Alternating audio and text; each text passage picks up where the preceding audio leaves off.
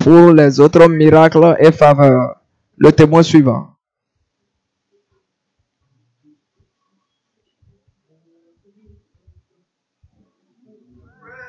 Gloire à Dieu. Gloire à Dieu, les élus. Mon nom est James. Je viens, hier était ma première fois. Je vis ici à l'église. Ah, c'est les premiers venus. Écoutons le témoignage. Je suis né en 1981. À aujourd'hui, ça veut dire j'ai 44 ans. Les 44 ans dans ma vie est un gaspillage. Je ne veux pas dire plus. Je vais aller directement à mon témoignage. Cela s'est passé comme ceci. En 1986, j'ai commencé à prendre la drogue, prenant les différents types de drogue. Ma maman a donné naissance à 7 enfants. Je suis le seul garçon à l'avant-dernier. Quand j'ai commencé à me droguer, en 1996,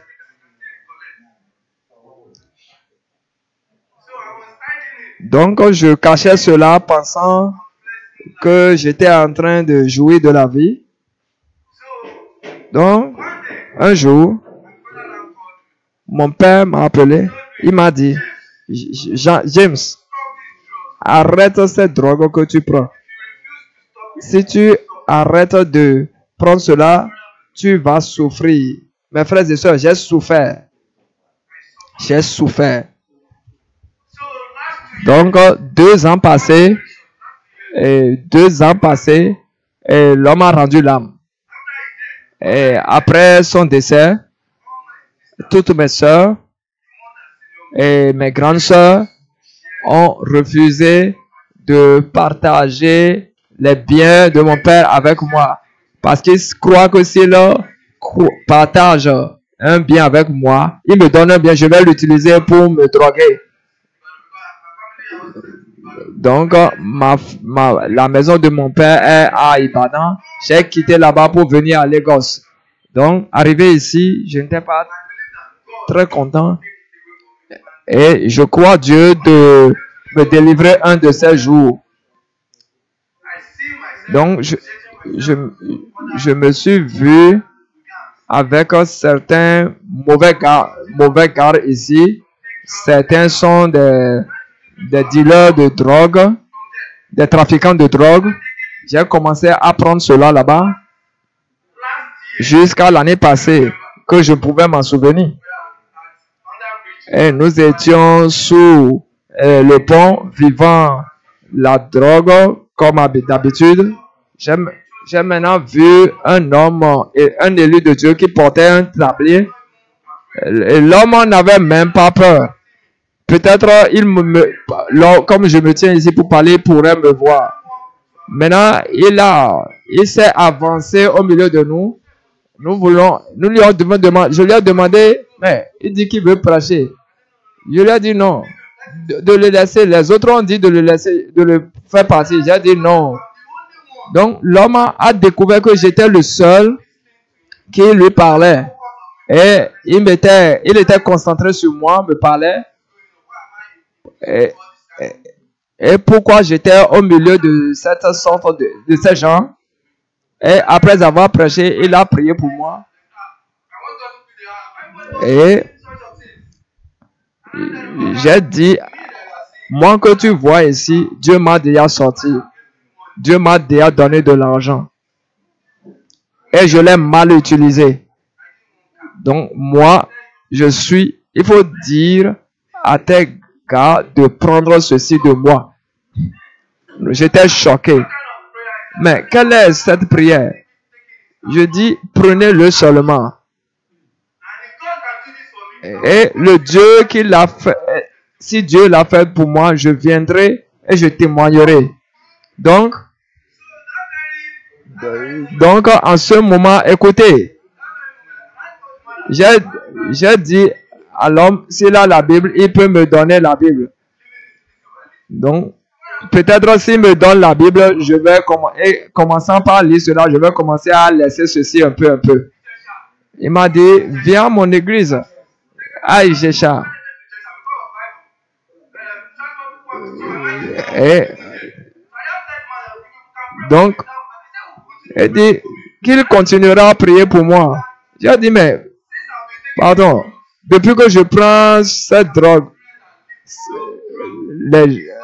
les gens qui lèvent cela, c'est les gens qui ont refusé de laisser cela et la drogue là, les a tués. Une personne que tu as vue qui a laissé cette drogue, c'est que la personne a une maladie sérieuse et le médecin l'a conseillé d'abandonner. Et je lui ai dit, faut pas prier pour ces deux choses pour moi. Mais ton Dieu, ce Dieu, de n'importe quelle manière, il veut m'enlever, il veut m'empêcher de me droguer, il n'a qu'à m'en empêcher. Donc je ressentais la faim. C'était après 6 heures le matin. J'ai dit, il faut que j'aille manger. Arrivé là-bas, je mangeais. J'ai vu les gens courir. Mais c'est seulement la drogue mon problème. Je ne vole pas, je ne me bats pas. Mais je peux prendre cette drogue du matin au soir. J'ai vu les gens fuir. Je ne m'étais pas enfui. J'ai vu 2 garçons et j'ai dit, qu'est-ce qui se passe? Donc j'ai vu 2 policiers qui étaient venus, qui m'ont jeté dans leur véhicule. Ils m'ont jeté dans leur véhicule. Leurs armes étaient tombées. Je suis quelqu'un, si j'ai de l'argent, je peux acheter même 20 000 francs, c'est pas assez pour moi. Quand mon téléphone était tombé, j'ai dit au policier que mon téléphone est tombé. Il me dit de rentrer dans le véhicule. Donc, j'étais rentré dans le véhicule. Ils m'ont amené à la station de police d'Onikwan. Donc, arrivé là-bas, le commissaire a demandé de nous amener vers lui. Arrivé là-bas, il vous posera des questions. Il va vous dire d'aller de ce côté. Quand mon tour est arrivé, il m'a dit qu'est-ce qui s'est passé. J'ai dit, mais j'allais à l'endroit qu'on appelle Banana. C'est là où je travaille après 6 heures le matin. Mais quand je mangeais, j'ai vu ces gens-là venus m'arrêter. Et qui j'ai à appeler. Ou combien je vais payer. J'ai dit, je n'ai pas de l'argent pour moi. Et mon téléphone est avec eux. Quand j'ai dit au commissaire que mon téléphone, il a appelé. Il dit que son téléphone est avec vous. Il ne savait pas que je comprenais correctement la langue Yoruba. Il a commencé à dire au commissaire que ça c'est un grand problème. Qu'ils doivent retourner pour retrouver le téléphone de ce monsieur. Donc, quand ils sont revenus, ils ont dit qu'ils n'ont rien vu. Donc, le commissaire leur dit en Yoruba que je ne savais pas ce qu'il disait. Je ne sais ce qui se passait. Et j'étais rentré dans le véhicule. J'ai vu mes 3 gars dans le véhicule et ils nous ont pris. Ils nous ont amenés au tribunal.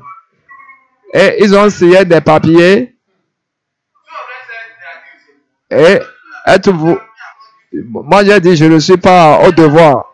Maintenant, ils m'ont demandé, qu'est-ce que vous avez à dire?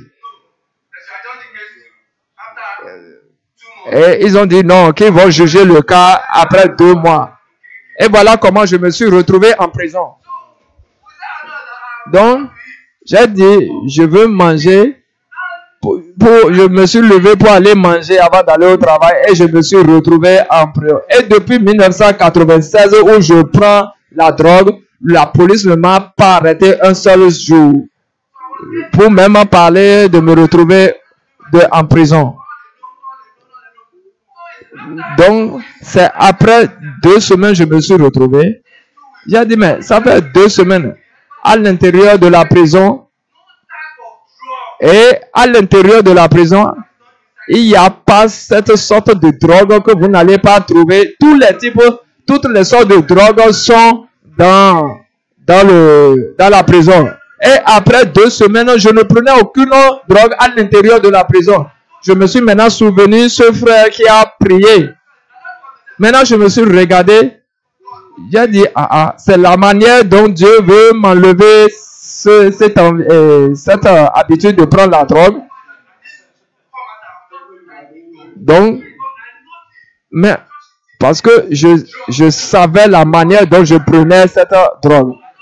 Donc, je n'ai plus rien à discuter. Je n'avais rien à discuter avec quelqu'un dans la drogue, juste en louant Dieu. Donc, les 2 garçons avec qui nous étions retrouvés dans la prison, on était toujours ensemble. Mais le jour où on allait au tribunal, ils étaient ceux qui me suivaient.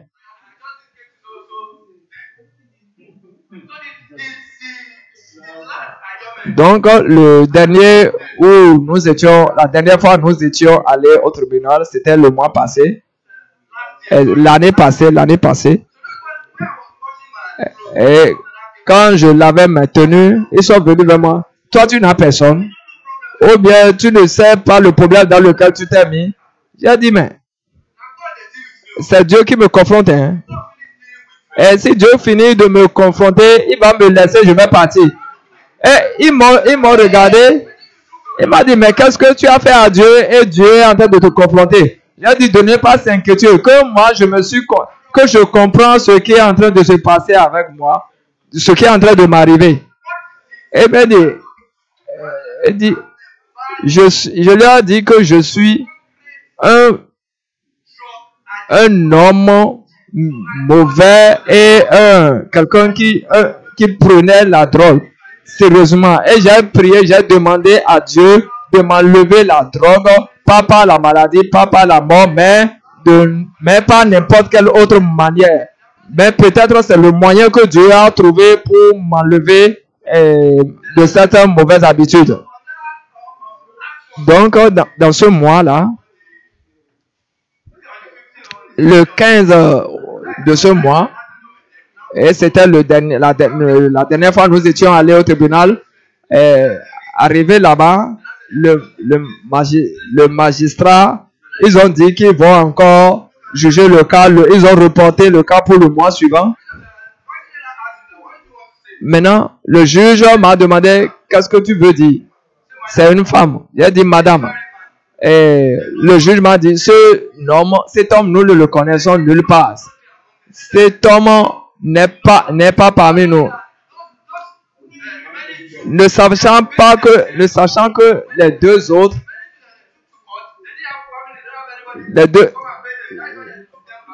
donc les 2 personnes non personne. Vous connaissez ce jeune homme?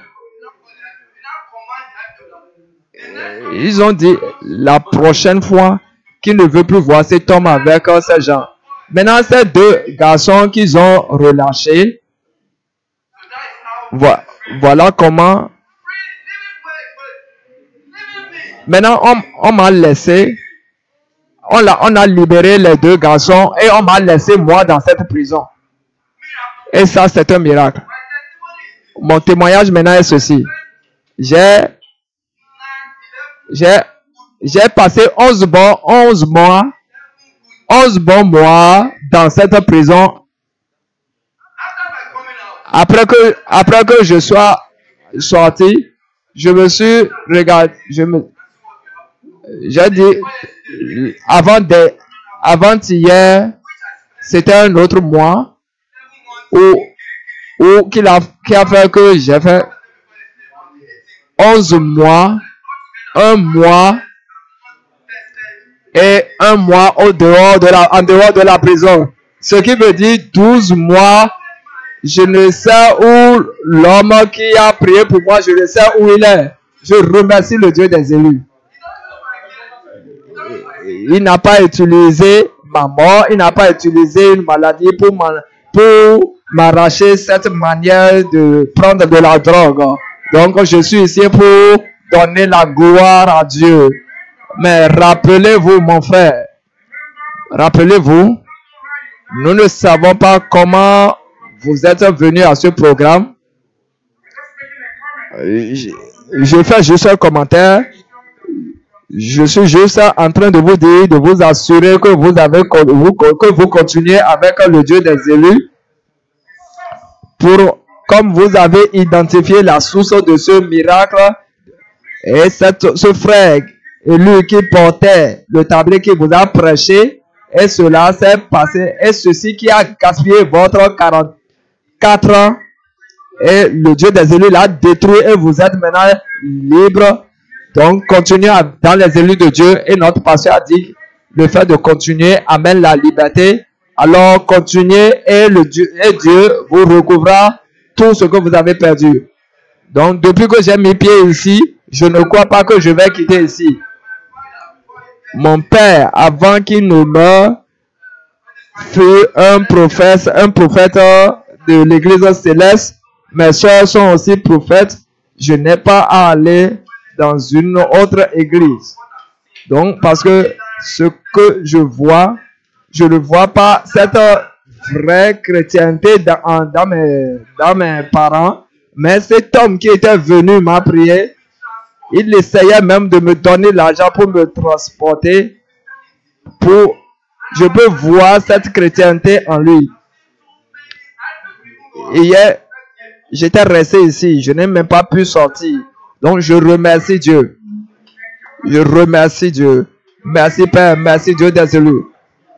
Donc, votre témoignage a juste commencé et nous entendons davantage et de plus grands miracles au nom de Dieu. Acclamez Dieu pour l'apprécier.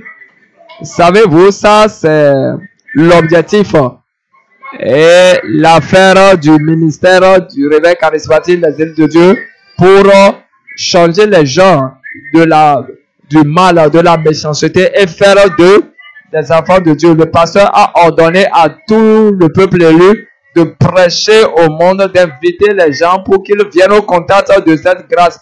Voilà pourquoi cet homme les a approchés, a dit, je suis venu pour vous prêcher. Les autres l'ont rejeté et lui les a acceptés et le frère a prié pour lui. Et voilà, vous pouvez voir le résultat. Et voilà comment Dieu